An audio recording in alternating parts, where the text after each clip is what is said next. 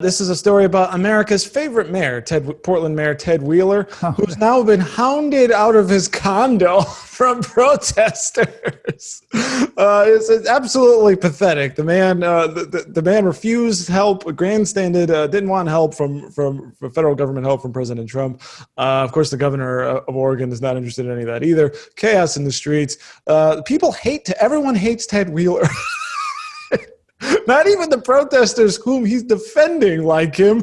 They basically broke into his condo building, wouldn't leave, and now Ted, as he's moving out of his $840,000 condo. Politics is a good business, Rodney.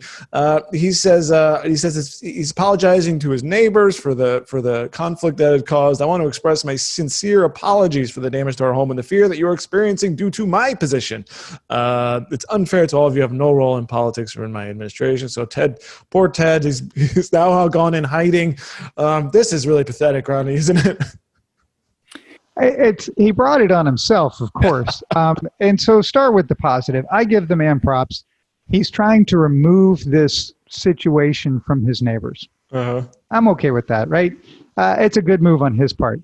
But the reason that this is going on is because his administration has allowed it. And these bad actors, it's as if, I don't know, the premise seems to be, well, if you give them what they want, they will stop. No, it doesn't work that way.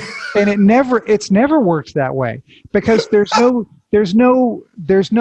list, there's no concrete list, definitive number of items that they, being these protesters in Portland, this specific group, that they want, right? Because it's always the next thing. Yeah. And so when it was the local police, and then it was the federal building, and then the local police again, and now, Mayor Tear Gas Ted. And so it's always going to be something. Yeah. And along the way, you're allowing the everyday citizens and business owners to pay the price. And it's like, well, yeah, I kind of wouldn't like them either, because either join the protesters and go with it, or do your job. That's my point. Just do your job and get law and order back. There's no appeasing the mob. And what's so funny is what the protesters want is for Wheeler to resign.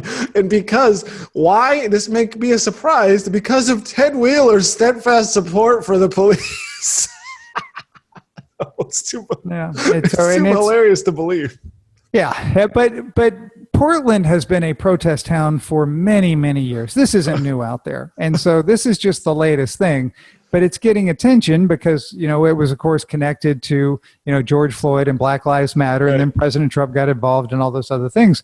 But Portland has had protests for as long as I can remember, certainly at least 20 years. They've been mad about, a small group has been mad about something. That's how they do it in Portlandia, I guess. I guess. Well, Ted, best of luck. Hopefully you could find a hole, maybe like Saddam Hussein found a little spot there in Tikrit, and hopefully they won't track you down.